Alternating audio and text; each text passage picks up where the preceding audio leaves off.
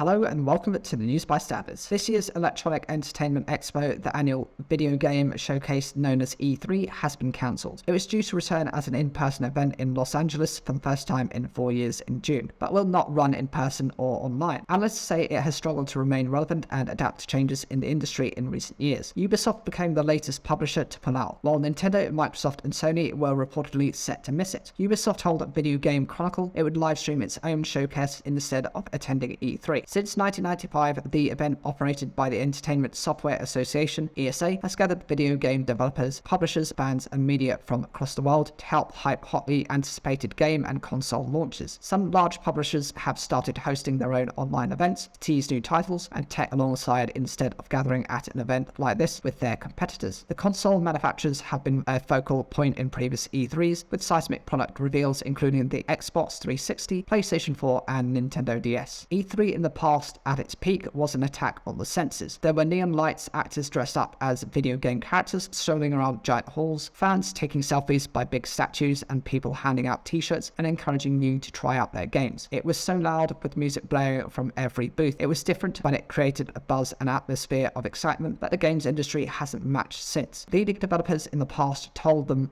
it was such an important event because it provided a week in the spotlight for the games industry. When Keanu Reeves came out on stage as a few years ago to announce that he was going to be in Cyberpunk 2077, it was a moment everybody talked about, and that's what E3 gave you. It has also brought the global games industry together, and that's had a big spillover for smaller developers. If a stand was next door to Nintendo's presenting something like a new Mario game, people would check you out too. Individual companies will still have events, with PlayStation, Nintendo and Ubisoft hosting their own shows, but it's never the same because those companies are often speaking to people already converted to their products. What E3 gave companies was an opportunity to cut through to new audiences and different people, and that could be lost. The long-term impact is unclear, but some people will certainly be mourning the loss of E3 this year. That's not to say it won't come back eventually, but we must wait to see if it does and if it ever reaches its former peak. A notice on E3's website says its organizers ReedPop and the ESA will reevaluate the future of E3, but ReedPop has said they will still work together on future events. Gaming news site IGN and said ESA members, which include Nintendo, Electronic Arts, Epic Games and Microsoft, have been informed of the cancellation by an email, which said this year's event had not attracted enough suitable interest. Carl Mushdi-Cash, ReedPop's global vice president of gaming, said it was a difficult decision, but they had to do what was right for the industry. Piers Harding Rolls, video game industry analyst at Ampere Analysis, told BBC News the cancellation reflected the declining relevance of the huge in-person trade show in the middle of June. He added that the event has struggled to remain relevant and reinvent itself, in line with industry changes, including the growth of mobile gaming and the rise of more frequent digital-only showcases live-streamed online.